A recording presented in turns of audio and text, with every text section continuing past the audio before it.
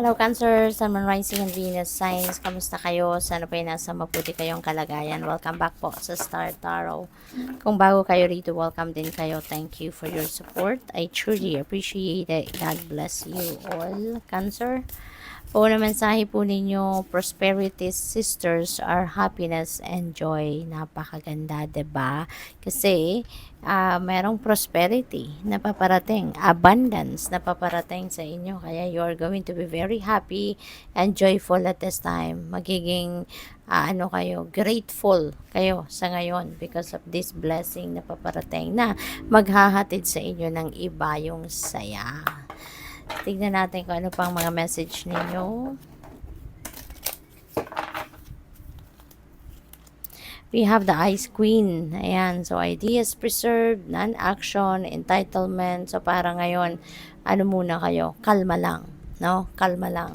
Hindi ito yung time, no? Para sa iyo to take action. Siguro, sa ngayon, you just want to rest. Maybe, kailangan ninyo din na tawag dito, mag-isip-isip muna, mag-diskarte muna, mag-strategize muna, magpapahinga, 'di ba? Maghahanda, kumbaga, no?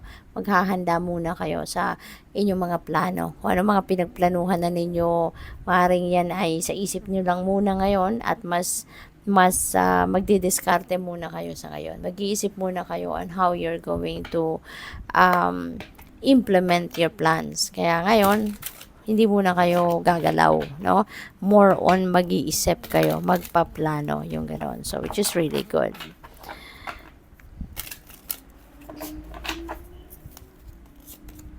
We have Queen of Wands. Ayan. So, kung ano man ito na pinagplanuhan ninyo, when you are ready to take action, you're really going to embody the energy of Queen of Wands. No? May go-getter attitude si Queen of Wands. Kaya, sisikapin ninyo rito. Nagagalingan ninyo, sisikapin ninyo na maging matibay, maging magaling, at porsigido. No? You are going to use your willpower. No? You're going to use your willpower at determination, focus, yan ang tawag dito, yan ang gagawin ninyo, no? Whenever you are ready to take action. At maganda rito din kasi kung ano man ang gagawin ninyo, talagang hindi kayo, walang pagdududa sa sarili. You are going to be very confident about yourself. Kaya napakaganda. So, what else? Oh wow, Wheel of Fortunes. Ang swerte. Babalutin kayo ng swerte sa ngayon, Cancer. This is good fortune and good luck on your side. Kaya kung ano mga gagawin ninyo, sisimulan ninyong gawin. Sa ngayon, you're definitely going to be lucky. Magiging successful, magiging maganda, maayos ang kakalabasan ng mga bagay na gagawin ninyo sa ngayon. Things are going to change for the better. Maraming movement, maraming galawan, maraming changes ang mag-unfold sa buhay ninyo rito, and those are positive changes, no? Mga positibong pagbabago ang magaganap sa buhay ninyo at this time. And this is also about good karma. Kaya kung ano man yung mga magagandang ginawa ninyo, no, sa ibang tao in the past, ngayon ay babalik din sa iyo. No? It's gonna come back to you. Kaya marami din tao ang maaring tutulong sa iyo, maraming tao din yung magbibigay ng kung ano man, na kagandahang loob or magpapakita ng kagandahang loob sa inyo or anything. Material na bagay, depende yan sa inyong sitwasyon. But definitely, this is good karma at play. So, kung anong magandang energy na prinoject ninyo in the past, that's what's coming back towards you sa ngayon. So, maraming pagbabago. Mababalot kayo ng swerte, mababalot kayo ng tagumpay sa ngayon, kaya napakaganda. So, what else? We have Page of Cups. Ayan. So, maraming ikakatuwa talaga kayo ngayon. May pakilig pa, no? Sa Page of Cups. Baka meron dito mga tawag dito, magde-develop na bagong love connection. So, that is possible na baka merong romance or baka merong new love or romantic relationship na pwedeng mabuo rito, yung mga ganon. Okay? There could be new ideas also or new information coming your way. It could be related to anything as well.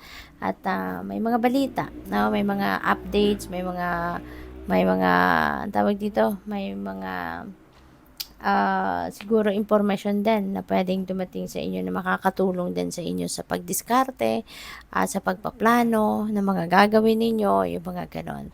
And baka meron din kayong pupunta okasyon, no? Baka meron ding invitation dito para sa iyo na you're gonna have fun and you're going to enjoy. What else?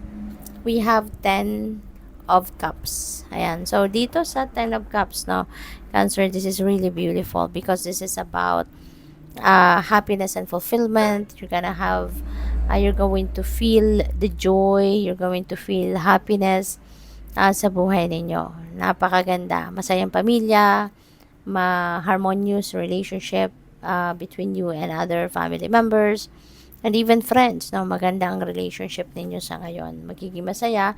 Maaaring meron din kayong mga bonding moments na gagawin dito with friends and family. Or baka merong celebrations, no? Baka merong celebrations din talaga na gagawin kayo. At maswerte, no? There is success, there is good luck then happening dito for some of you. We have 2 of Wands. Ayan, so travel, no? Wheel of Fortune also is travel energy.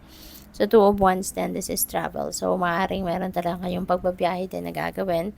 Maybe you are also going to travel, baka international travel din ito. So, possible na ganon. And also, this is planning stage, no? So, siguro, meron kayong pinagpaplanuhan. Pwedeng ang pinagpaplanuhan ninyo is about family. Baka may family bonding, baka may family affair, baka merong travel kayo na gagawin na kasama ang inyong pamilya. So, that is also possible. So, what else? We have Queen of Swords. Ayan. So, ang iba siguro sa inyo sa ngayon, you're being invited here to be honest, no, with yourself. You're being invited here to be rational and to be logical, yung ganon, ano? And also, you're going to set your ambition siguro sa ngayon, or maybe you're going to focus on your ambition sa ngayon. Baka meron na kayong pagkakataon sa ngayon na mag-take action, no, towards your ambitions, at pwedeng yan din ang pinagpaplanuhan ninyo kung papaano ninyo gagawin yan, papaano ninyo makakamit ang mga ambisyon ninyo sa buhay. So, good luck sa'yo. Thank you for watching. Love and light. Namaste.